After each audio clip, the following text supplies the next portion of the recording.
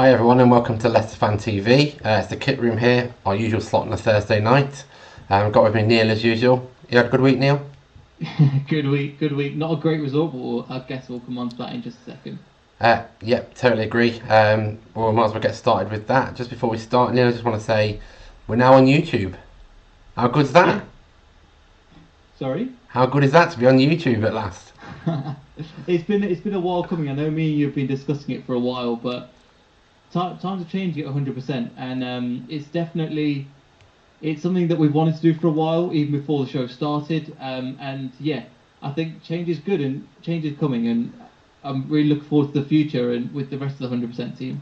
Yep, so all of our 100% videos will now be on YouTube as well. So go over there, subscribe to our Leicester Fan TV channel, and you'll get notifications of all our live videos, all our recorded videos. So if you really wanted to, you could spend all day watching Jamie time and time again. Not sure you'd want to, but people might want to. So going across to the Man United game, for me, disappointing result. What about you, Neil? It was disappointing because we were on such a good run of form, because I don't think we've lost a match since, including pre-season, then looking forward to this season as well, and including the game against Newcastle as well. We went on penalties. So looking at that, the Manchester United game, they were weak without Martial and without Pogba, two of their big key players. So looking at that and then looking at the bench and thinking, who on earth are these people? Coming into the team, you would be thinking, okay, we've got a shot here. We could really do some damage, and we didn't quite put in the performance that we really wanted. Again, it wasn't a terrible performance. It wasn't a bad performance. It was just an okay performance. An okay performance will never win you any point, really any points at somewhere like an Old Trafford. Yeah, totally agree what you're saying. Had a good conversation with a Man United fan after the game around Pogba. He seemed to think that Mhm. without Pogba they're a lot better. They seem to gel more as a team. They seem to work for each other a bit more without Pogba. It might go towards the rumours that Pogba upsets the dressing room a little bit. I'm not Mm. sure on that. I think overall, overall, I think we played well. I don't think it was a Yeah. disastrous game for us. We played well. But again, as we spoke about on this show before, we find it difficult to break down teams that sit deep. You don't Yeah. expect to go to Old Trafford and pin United back like that. But we did, Yes. let's be honest. So yeah, 1-0 to United. Penalty. Was it a penalty, Neil?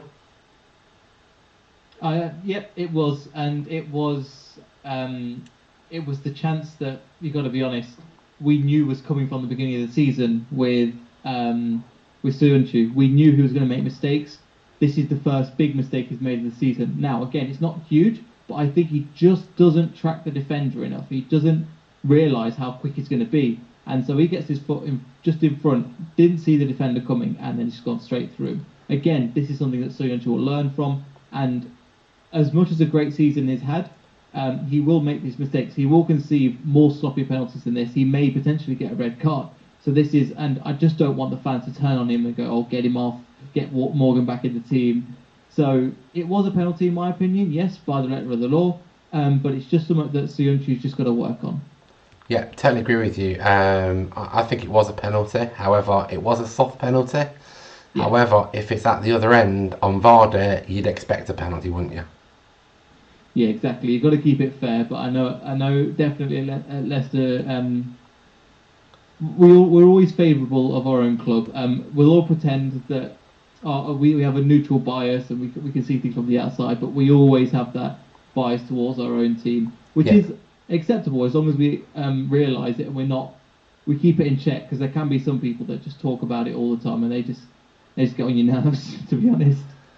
Yeah, for me, another point is I don't know what we do on set plays anymore.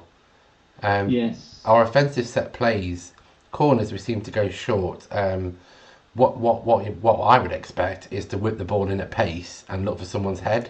Yeah. I know last season when Maguire was here, we'd aim for Maguire, but surely we should be aiming for Evans or Sunchu, because they're the kind of players, quite quite big players, got strengths, who can head a ball, just like we used to when Morgan in the team. But we seem to go short. I think it was 90th minute, Casper comes up for a Yeah. corner, and then we play it short, and everyone's looking around of why is the ball not being whipped in? And even Schmeichel was going, lads, what are we doing? Why are you doing such a short ball? It makes no sense. and then he's running back to his goal frustrated. And also with the talent that James Maddison has got, he can whip in a ball brilliantly. It's not like we've got somebody that's gonna. Again, his corners haven't been amazing this season, but again, he's still got an assist. I remember the Ndidi goal against Chelsea, for example. So he's got the cross in him. We all know how talented he could be, but it is just working. Do you think this was advice from the manager that's probably said, "Oh, to play it short if you can, and then see if you can create another option," or do you think that's something that they've kind of decided on the pitch? I'm not sure. It seemed like a tactic because we're trying to do it for most of the game. So I think it's probably a tactic they've worked on in training. I know that a lot of managers like to go short because it's easier to whip a ball in from an angle than it is from a flat angle, from basically from a corner. So if you play it short, you can whip the ball in at a better angle to score goals. But the problem we were having is we were being closed down that fast that no one was getting a chance to whip it in. So for me, 90th minute, old day, stick it in the mixer and see what happens. Yeah, that's exactly why Schmeichel came up. And him to score would have set the place on fire. It would have been fantastic. But yeah, that's the whole point of him coming up. We know he can do a job in the box. It's not obviously we're not expecting him to score, but it just adds that little bit of tension to the United defence. Going right, what do we do now? Because we've got an extra man in the middle. They've obviously practiced something where he could come up. So why not try it? But for set plays, we can't seem to convert. Maybe Evans seems a brilliant defender, and all season he's been like a solid 7 or 8 out of 10, which is brilliant to see. But I just don't feel like he's that strong in the air that he can get that many goals. Even for West Brom, I can't remember who it was, but it wasn't Evans. Soyuncu, I get what you're saying as well, but the player for me that can do a job is Ndidi. He's got a really big jump on him. He's about 6 foot tall, so he is he's tall enough, and he can get up. So that's the player, in my opinion, who we should be trying to stick it on his head. Yeah, and I think we have done that once this season, and he scores. Exactly. So if we need a whipping, if we need a target man to whip a ball into, I'd be looking for Ndidi every time, because as you say, he's strong in the air. He wins so many aerial duels anyway. He knows where the ball's going to be, and he can attack that ball. And every time I've seen him attack a header, he either wins it, and we've seen him score them before. So I think, as you're right, I don't think Evans throughout his career has scored many goals from corners. I don't think he's that kind of defender. Soyuncu don't really know much about him from corners, but his positioning doesn't look great when we're taking corners. And that might be a tactical thing. I'm not sure. But again, we haven't got that target man to aim for. Even in the old days, you'd look for someone near post to flick it backwards. But what we seem to have done this season is waste a lot of corners, in my opinion. I don't think we're trying to hurt them as much as we possibly could do. But I understand why they're doing it, because you need to make sure you're covered defensively as well. And sometimes whipping a ball in sometimes means that you get caught on the break quite easily. But that's where you have a defender like Soyuncu, maybe not in the box, but kind of where the fullbacks are. To kind of have have one of the fullbacks further in, and then Soyuncu as a defender at the back. Because normally what we used to do is have Simpson and Fuchs kind of sticking back so they could track the runners. But now, because Morgan and Huth would go up, and both of them were brilliant, like aerially on the ball. These two don't seem as good, but since we've got that, you can bring Soyuncu out and put another player in. Or put somebody, remember like the Man City goal when we were playing at home, and Ricardo scored an absolute screamer from just outside the box. Have him there on that position, because that's another player actually. Daniel James run him ragged, and I don't really think even to this day Ricardo knew what hit him. That's partly because Daniel James was such a good player in that match, and partly because I think Ricardo's not, since the beginning, since he started, after about December time, he didn't really have a bad game. For me, that was the most I've seen him kind of a bit shook and a bit, oh dear, this has hit me, what are they doing? This could be hard, I'm not used to this. So that's another player that I think, normally you can give him like a 7 out of 10 most matches, you could expect him to get up and down the wing. But at times, I think he was even scared of going forward, and the role that he played in overlapping the wingers He Yeah. didn't seem to play as much in the Man United match. Yeah, and I think last week we mentioned Daniel James and how great he's had a great season, and see him play on Saturday. It was just, he does look a real talent. I know when he signed him, everyone was like, "Oh, he's from Swansea. Is he any good? Will he be any good in the Premier League?" But he seems to have done really well. So I was impressed with him on Saturday as well. Um, I th- I think my main kind of gripe about last week is we don't seem to be able to break teams down. Um, No. Maybe, and we've had many conversations about this before, around Tillemans has still not turned up this season. He doesn't seem to be his old self. And I know historically you get that shop window mentality in football, don't you? Where people have great Yeah. loans, but then when you buy them, they're not as good as they used to be. I'm not sure it's that. I personally think he's in the wrong position.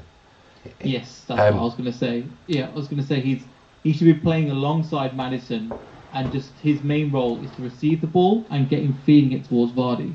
yeah, Currently, that we're playing Madison in that 10 role, and at times we're not playing anybody in that 10 role. no, If you look, for example, with the 4-2-3-1, which we'll get onto slightly later, but Madison was playing left side, and it just didn't suit his game. And I thought Rodgers, as talented of a manager as is, would have noticed that by now. But yeah, the way we played last season with the 4-1-4-1, with Tillemans alongside Madison in that attacking position, makes that team just so much more lively and vibrant, and that's where he gets in the good positions. Whether it's goals, whether it's assists, he can get in really good positions, but it just doesn't feel like he's playing in that position, which is weird because, especially since we have Chowdhury and Ndidi playing the CDM role, yeah, that should be their job. So where is he going? And at times he doesn't. I remember last season he was playing a really, really good. He had a really good partnership with Pereira. yeah, Them two would combine really well on the right hand side, yeah, and they just understand exactly where each other are. And Tillemans would just get the ball, receive it, and know exactly that Pereira was making the run, pass the ball to him, and get the ball in the box. Simple. But for some reason, it's just not clicked, and it's just going to take time.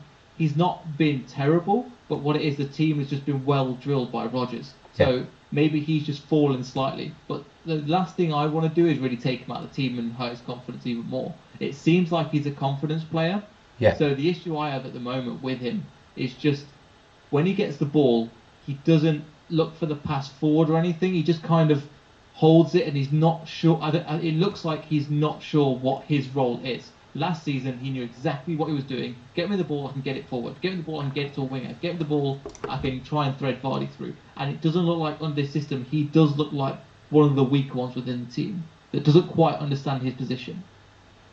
yeah. I think you're totally right. I think the one thing that worries me is when he went to Monaco, he did the same thing. And let's be honest, at Monaco, he was played out of position there. So I hope that Rodgers can find a way to put him in the kind of same position he was in last year. Yeah. I have seen today quotes from Rodgers around Maddison's positioning, but I want to touch on that when we talk about our own formations. So talking of the Spurs match. So speaking of the Spurs game, Neil, here we are. Yes. What are your views for Saturday? So, this is the formation that I think we should play. So we've had to look at the 4-2-3-1 and we've seen a few issues with it. So my opinion is to go back to the mentality that what we had under Rodgers last season. So you got Tillemans and Madison playing the number 10, Yeah. Chowdhury holding the number 6 position, holding the CDM role, Yeah. Barnes and Albrighton getting that width in, Pereira and Chilwell doing the same. And the thing is with this is it gives more service into Vardy. One of the things we missed with the 4-2-3-1 was that Vardy didn't get the ball nowhere near as enough as he should do. So with this formation, it does mean, yes, that you don't have a Ndidi in the team. And trust me, it was hard trying to pick between Chowdhury and Ndidi to hold that position. The problem is when you play both of them together, they clash with one another. Because it was the same issue we had last season when Puel was playing, and he was playing Chowdhury and Mendy, Ndidi and Mendy. He was playing them both together. And I just think it was not the best solution because they were both so strong at each other, they just kind of cancelled each other out. And I see the same thing happening in same thing happening in the Man United game. So, for example, looking at Chowdhury, he was really good, but then Ndidi went missing because he was thinking, okay, he's taking my position. But as soon as Chowdhury came off and Perez came on, you could see A, it was a positive change, but B, Ndidi goes, okay, I know my role now. I know that there's not somebody breathing down my neck that's doing the same thing as I am. So he slips into position and he slips into a gear where we know he can do. And he was playing much better football. So again, I picked Chowdhury because he's that tough tackling. And against Spurs' midfield, I think he could do a better job because if you look at players like Sissoko and Ericsson and stuff like that, they're quite big. Well, Sissoko in particular, the midfield is quite big and physical, and that's where a lot of the power comes from. So somebody young and fearless, I know Ndidi's quite young as well, but Chowdhury would just go in there and kind of knock it about a bit, knock people around a bit. So that was the idea. And another thing as well is I've got two wingers in. So when we started, we had Demarai Gray. I didn't think he performed that well, which is why he came off. But Barnes especially has a really good synergy and a really good link-up play with Vardy. Now that could be utilised massively. Look at the chance they created where Barnes was overtaking Vardy at one point, and them two did that 1-2 and nearly put it away. That's the kind of thing we need to be aiming more at, especially at a team like Spurs who will want to come at us and won't sit back. So yeah, I've talked a lot about that, but I think go for the attack, hit them on the counter because Tottenham are not going to sit back, especially after the 4-0 victory against Crystal Palace. They're going to want to play against us. And in this mode and in this formation, I think we'll get the best out of the whole team, in especially Vardy, Tielemans, Chowdhury, and hopefully Barnes. So what do you think? I like your formation. I think it'll work well. My question was going to be, how do you stop Son, Eriksen, Kane, etc. From scoring? Yeah. Well, maybe if we come on to your formation, we'll talk about that. But I think for this formation, you stop them by having a decent centre-back pairing, B, Chowdhury. That's going to be the main thing. They're kind of used to it now. Again, Kane's not been firing really that much this season. Yep. Son's on fire, but he comes in and out. And hopefully Pereira and Chilwell will be able to take on them roles. But it just comes down to we've just got to be more defensive minded, but at the same time, it's going to take that defense is going to be strong as well. So with players like Maddison and Tielemans, we need to push them further forward so Chowdhury can knock into them, bash them out of the way, get the ball, feed it into Tielemans, who can feed it into Vardy, then we can be on the counter. So midfield is where we're going to be the weakest, but I do think it's worth the risk because we've seen, I can't remember a 4-2-3-1 where playing Chowdhury and Ndidi really, really worked. Possibly. I saw today that Rodgers was talking about Maddison playing left wing side. Yeah. Although I think he called it left inner wing, which is a new position that I've never heard of, if I'm honest. It's between the two. Yeah. Between a wing back and a number 10. Yeah. Left wing and number 10. And he was saying that Maddison was doing what he's been asked to do. And he plays that role really, really well. I know as a fan, I find it a bit difficult of why is he out there. I'd want him in that number 10, causing havoc in their defence all over the place, which we saw him play last season. But this season he seems to play this inner wing on the left. And if he's doing a job for the manager, then I don't think we can really ask much more of him, can we? No, but we've seen a different Maddison when he plays in this number 10 position. Yeah. That's where he's suited, that's where he's best at. So him playing this left wing, maybe over time, he will be a better player in this position.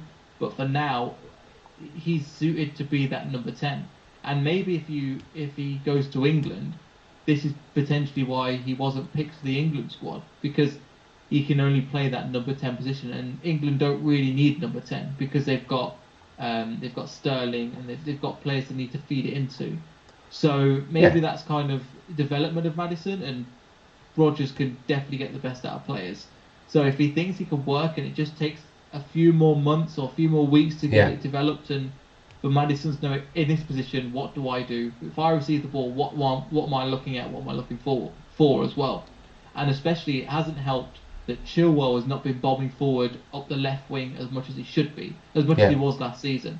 So that's where the overlap can help as well. But it seems like Maddison has been isolated more, and I Yeah. think people have kind of sussed out if that we can stop Maddison, we can kind of stop Leicester.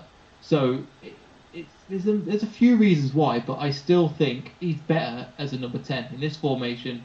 Him and Tielemans kind of take it in turns to be that number 10 and just kind of feed each other and just understand where each other are. But overall, I think this formation could work a lot. Okay. So going over to my formation, I've got a kind of diamond formation. So I've gone Schmeichel and Golson, Hugh Evans at the back, Pereira right. I've put Fuchs on the left. The reason being is I think Chilwell, as he gets towards their 16-yard box, he doesn't seem to know what he's doing, and within our 16-yard box, he doesn't seem to know how to defend anymore. But the bit between the two boxes, he seems to be really good. His positioning is good. His attack play is good. I just haven't seen him be the same Chilwell this season that I saw last season. And that for me is a worry. However, when Fuchs has played, I've not seen him put a foot wrong. He seems to be the old Fuchs. I know he doesn't play that much, and I know he's extended his contract by a year. But this Fuchs just seems unbelievable. I know he's getting on a bit, but I've not seen him put a foot wrong. So for me, he gets in the team because I think I see lots of our fans moaning around Maddison should be in the England team because he's in form. So informed players, then Fuchs should be above Chilwell as it stands today. And I think that's a good battle between the two of them of who gets in that team. Mm-hmm. I've then gone Ndidi anchor as usual. The reason I've put him there as CDM role is because we need to stop Eriksen and Son running, which is why I put him there and Chowdhury in the centre just in front of him, because I think they'll stop that flow. But also if Chowdhury's in front of him, Chowdhury's then got the pace and the distribution speed to get that ball to Tielemans and Albrighton and Maddison at pace. But can't Ndidi do that job already to kind of win the ball back and then he'll just give it short to Chowdhury? Because surely in that position, that's where you want Tielemans to give that, then give the long ball up to Maddison. No, because somebody else maybe on the right. I think Spurs will combat that, so I thought Chowdhury would be there to break up their play and then hit Tielemans and Albrighton, because I think we need to break up their play a bit higher up to help with our counter-attack. So I've given Tielemans a kind of, I think it's the kind of role he had last year, just sitting in front of between Pereira and Vardy. So Pereira can do his bombing runs, they can interact with each other quite well. And when Pereira goes forwards, it gives Tielemans the role and freedom to get the ball a bit more and do what he's good at. I've then put Maddison in the kind of number 10 role, I'd call it. And I think he's great in that role. I think that's where he played for Norwich. He also played for England under 21s there. And I think he suits that role really well. So for me, we need to try and unlock Spurs. And I think this team is a great way to do it. I've put Albrighton on the left. Been really impressed with Albrighton. I know he didn't have a very good game the other game, but his passing seems good. And I think with Albrighton, you sort of know that he's always going to give 110%. No matter what the scoreline is, no matter what's happening in the game, he will always give his all. And I think that's really good. And to bring someone like Barnes on second half to run at them is great. We've got Pratt as well. Maybe he'll come on for Chowdhury. But that's the kind of formation I think can probably hurt Spurs a lot. Because I saw the Palace lineup, and the first thing I thought to myself is their midfield is going to overrun you, and it did. Palace is a different story. I'm not sure what's going to happen to them this season. But that's kind of my formation. I'd go with one thing that does worry me: 12:30 kickoffs. Do we do any good at 12:30 kickoffs? I know a lot of teams struggle with the 12:30 kickoff. I don't even know. I didn't even consider that an issue. But we'll have to see. It shouldn't be an issue, should it? No. You get paid enough. I mean, it's only like 2.5 hours before. It's not the end of the world. It's not like they're playing 12:30 midnight. Yeah, I know what you're saying. So I'm hoping for a good game. For me, I'm going to go with a 1-1 draw. I think it depends what Spurs team turns up. Because you can get the Spurs team that played last week and they'll just come and destroy us. Or you can get the other Spurs team that struggles to get forward, struggles to score. I think again it all depends if how Kane's playing, because they seem to want to put everything through Kane. If you can cut that supply off, which I think your formation and my formation will cut that supply off, then he's not going to get anything but scraps. But I think on the other side of that, we need to get Vardy the ball. Man United game, no shots, 17 touches, pretty poor. There was no shots? Not from Vardy. Oh, from Vardy, yeah. Okay, sorry. Yeah, 17 touches, we didn't get him the ball. He spent most of the time in Maguire's pocket. And Maguire had quite a quiet game because he didn't really have much to do because we weren't really getting Vardy the ball. I think if we got Vardy the ball, he would have got turned, because for me Maguire doesn't turn very quickly. So he would have got turned and we could have scored. There was one ball Tillemans played in which looked a great cross field ball, and I think Vardy was just offside. But I think get him the ball, he'll keep doing his runs, but he needs that backup, if I'm honest, Neil. He needs to be getting the ball, but he also needs players running around him so he can pass the ball off as well. See, this is the reason why I had Barnes in the formation. So he's got that overlapping winger, so it's not just all on Vardy. And Vardy can play in a front three. He can play with somebody alongside, maybe a Perez and a Barnes as well. So you could see that Vardy gets the ball, receives it, drives forward, and he can then turn and give it to a Barnes who's normally in a good position to shoot. So that's one of the reasons why I had Barnes in my team as well. So he's got that, rather than him just being stuck up there on his own, where at times, especially against Man U, where everybody was back. And it was just, I don't know what to do. Let's just hoof it to Vardy and let's see if he can do anything. And credit to him, Vardy did do quite a bit. Yeah. As in, he didn't do any amazing chances that would get a match of the day, but he was making something of it. He was just getting it and holding it and then passing it back. He was turning and making a run, but it was just, it wasn't if we had somebody like Barnes that was just belting up, or even, it's a bit of an ass, but Pereira, if he's that far high, then just kind of, right, I've got the ball, okay, feed it off, turn 180-degree turn and head towards the box. I know Pereira's got the pace and a good cross that could feed me in.